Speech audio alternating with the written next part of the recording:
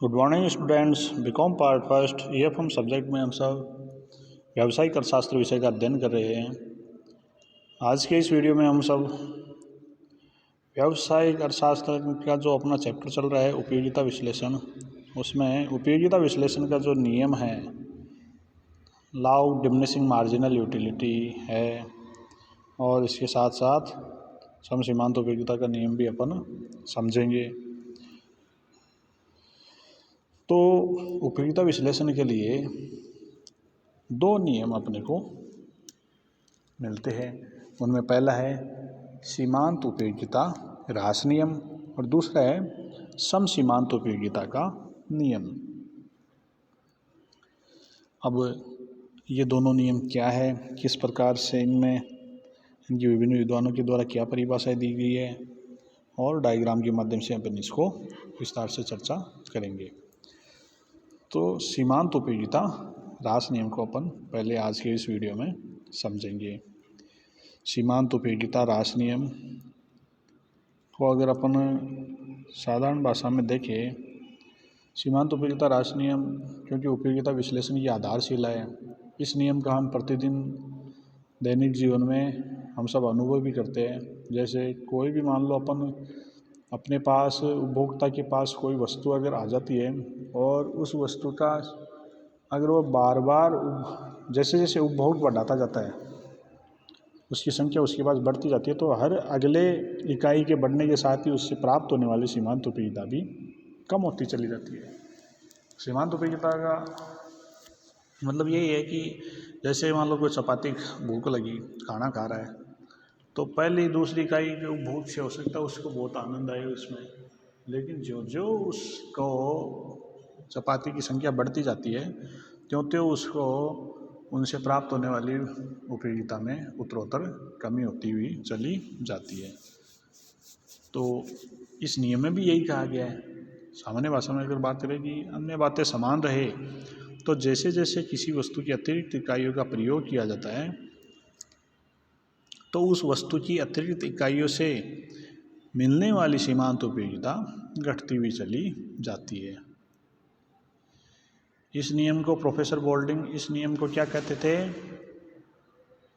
Law of eventually diminishing marginal utility भी professor Boulding ने इस नियम को कहा है। और गॉसेन का प्रथम नियम भी इस नियम को कहा जाता है। गॉसेन के प्रथम द्वितीय ऐसे नियम हैं। तो गॉसेन का प्रथम नियम क्या हो गया? सीमांत उपयोगिता ह्रास नियम। और इसको प्रोफेसर बोल्डिंग ने क्या कहा है? इन्होंने कहा कि law of eventually diminishing marginal utility. इस नियम को जो प्रतिपादक है उनमें बेंथम, गॉसेन, जेवंस, मेजर, वालरस थे। जेवंस के अनुसार यह नियम वेबर फेचनर के मनोवैज्ञानिक नियम पर आधारित है, जिसके अनुसार किसी भी वस्तु की मात्रा बढ़ने पर अतिरिक्त इकाई का महत्व कम होता हुआ चला जाता है। अब हम इसकी विभिन्न विद्वानों के द्वारा जो परिभाषाएं दी गई है वो समझेंगे। सबसे पहले प्रोफेसर मार्शल ने कहा है, उनके शब्दों में, एक व्यक्ति के पास किसी वस्तु की जितनी मात्रा हो उसमें निश्चित वृद्धि के फलस्वरूप उसको जो अतिरिक्त उपयोगिता प्राप्त होती है वह उसकी मात्रा में होने वाली प्रत्येक वृद्धि से कम होती हुई चली जाती है। यानी कि द एडिशनल बेनिफिट जो भी होते हैं उसमें किसी भी पर्सन को, वो उसके जैसे मान लो उस वस्तु की जितनी मात्रा बढ़ती जाती है उसमें निश्चित वृद्धि के फलस्वरूप उसको जो अतिरिक्त उपयोगिता प्राप्त होती है वह उत्तरोत्तर कम होती हुई चली जाती है। अगले विद्वान है प्रोफेसर सैमुएल्सन। प्रोफेसर सैमुएल्सन ने के शब्दों में कहा गया है कि सीमांत उपयोगिता ह्रास नियम यह बताता है कि अन्य बातें समान रहने पर जैसे जैसे किसी वस्तु की उपभोग की मात्रा बढ़ती है उस वस्तु की सीमांत उपयोगिता कम होने की प्रवृत्ति प्रकट होती है। अर्थात किसी वस्तु की जैसे जैसे आप उपभोग बढ़ाओगे, उपभोग की मात्रा, तो उस वस्तु की सीमांत उपयोगिता उत्तरोत्तर कम होती चली जाती है। सब शब्दों का हेर फेर करते, बाकी का जो मूल सारांश है वो यही रहता है। अगले विद्वान है लिप्सी के शब्दों में, इन्होंने कहा है कि सीमांत उपयोगिता ह्रास नियम यह बतलाता है कि जैसे जैसे किसी वस्तु के उपभोग में वृद्धि होती है, उस विशेष वस्तु की अतिरिक्त इकाइयों में से किसी भी इकाई से किसी भी उपभोक्ता को प्राप्त होने वाली उपयोगिता घटती हुई चली जाती है, जबकि अन्य वस्तुओं का उपभोग स्थिर रहता है। इन्होंने कहा कि अन्य वस्तुओं का उपभोग स्थिर रहना चाहिए और आप किसी एक वस्तु का उपभोग जैसे जैसे बढ़ाते हो तो उससे प्राप्त होने वाली जो सीमांत उपयोगिता है वो कम होती हुई चली जाती है।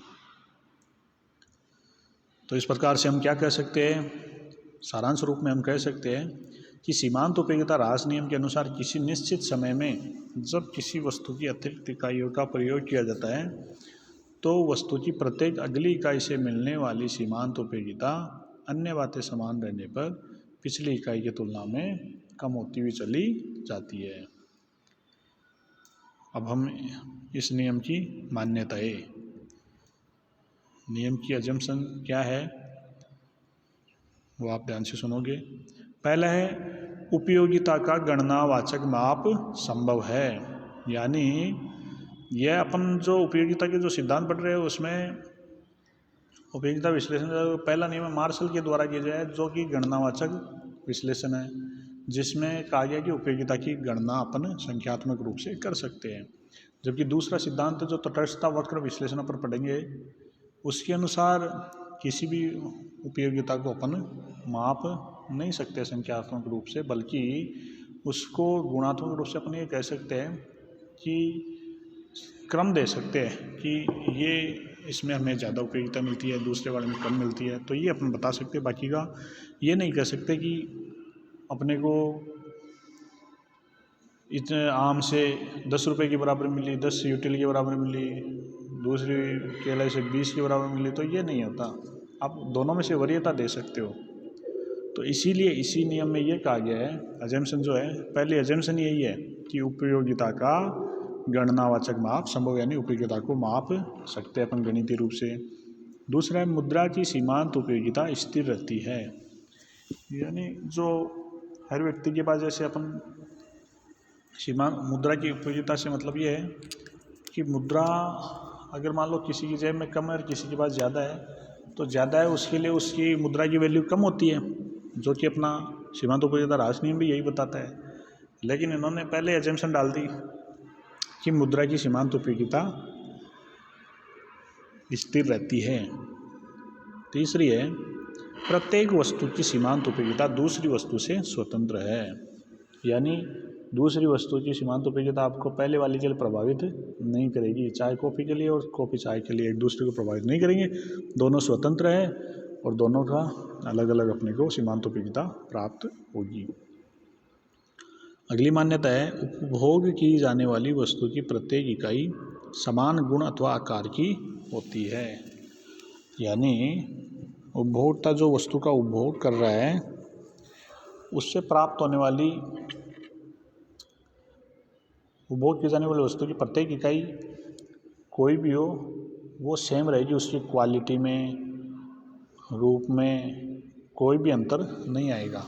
यानी पहली बारी से आपको कम मिल रहा है, जैसे पहली चपाती खाई वो तो बहुत अच्छी है, दूसरी या ख़राब है, और दूसरे वाली ज़्यादा अच्छी है। जैसे हो सकता है आपको पहले रूखी सूखी रोटी दी, फिर चौपड़ के दी, फिर पराठे बना करके दिए, तो हो सकता है आपकी जैसे जैसे उपभोग बढ़ रहा है उत्तरोत्तर आपको उपयोगिता भी बढ़ती मिले। तो इसीलिए इन्होंने कह दिया कि जो आप उपभोग कर रहे हो वो उपभोग की जाने वाली वस्तु की प्रत्येक इकाई समान गुण और आकार की होती है। वस्तु का उपभोग निरंतर होता रहता है, यानी निरंतर होना चाहिए। ऐसे नहीं एक चपाती आपने अब सुबह खाई, दूसरी दोपहर में खाई, तीसरी शाम को, तो उससे तो उपयोगिता मैक्सिमम ही मिलेगी। उपभोग को जो आप कर रहे हो इकाइयों का वो लगातार होना चाहिए, ये इसमें एजम्पशन है। अगला है वस्तु का उपभोग उचित मात्रा में किया जाना चाहिए, जैसे एक कप चाय, एक गिलास पानी, फिर दोबारा दूसरा गिलास लिया। ऐसे नहीं आपने मान लो पानी पी रहे हो, आपने 10 ml लिया, फिर 20 लिया, तो बढ़ रहा है, फिर भी आपकी उपयोगिता बढ़ रही है। जो उपभोग आप कर रहे हो वो एक निश्चित मात्रा तो होनी चाहिए, उचित मात्रा में पानी पी रहे हो। ऐसे थोड़ी है कोई 10 ml ही पानी पियोगे, 10 ml से थोड़ी प्यास बुझेगी, आपको उसका उपभोग लगातार होना चाहिए। अगला बिंदु है उपभोक्ता की रुचि, स्वभाव, फैशन और आदतों में परिवर्तन नहीं होना चाहिए। यानी जो उपभोक्ता उपभोग कर रहा है किसी वस्तु का, वो जो पहले उपभोग कर रहा था उसके बाद में उसका माइंड डाइवर्ट हो गया, बोले यार इससे अच्छा ये है, तो उसको उसके स्वभाव, रुचि, फैशन में कोई अंतर नहीं आना चाहिए। अगली मान्यता है उपभोक्ता एक विवेकशील व्यक्ति है।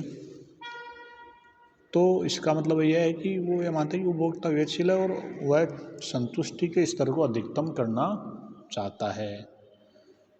अगली मान्यता है उपभोक्ता की आय में परिवर्तन नहीं होता है।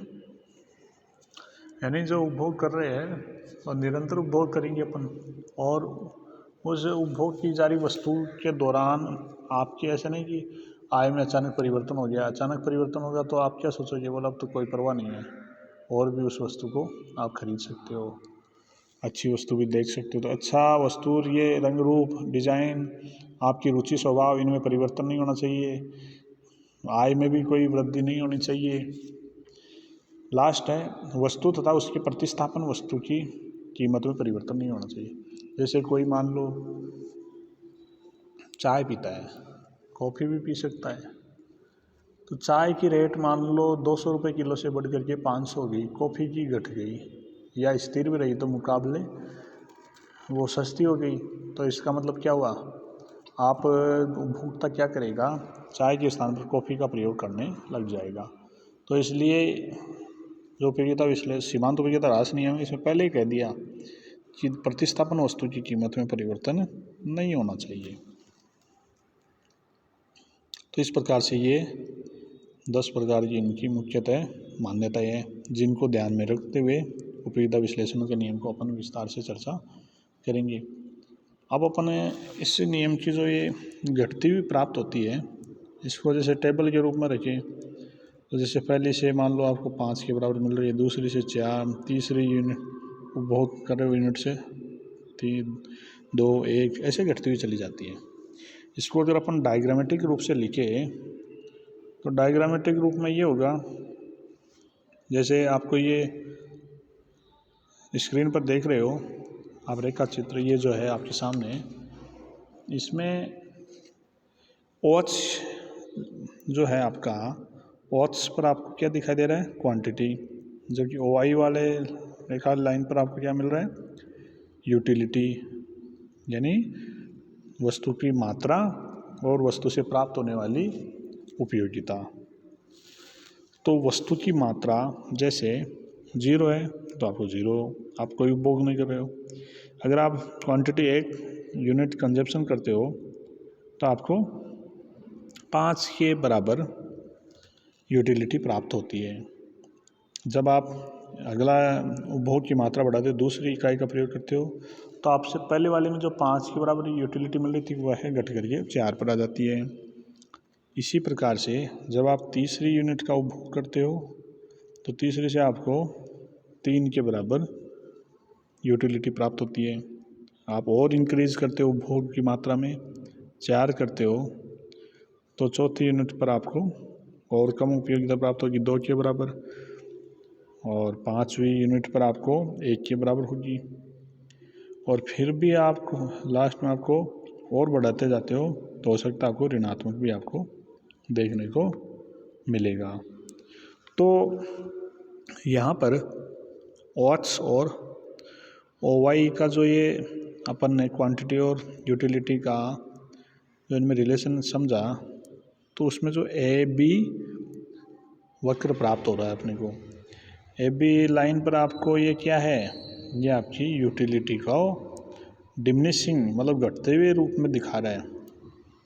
जो जो आप उपभोग बढ़ा रहे होते आपकी उस बढ़ती हुई इकाइयों के साथ आपको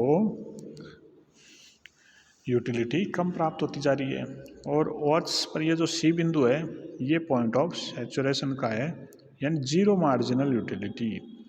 इस बिंदु पर आपको और उपभोग बढ़ाओगे तो 0 प्राप्त होगा, और फिर नीचे -1 भी आपको प्राप्त हो सकता है।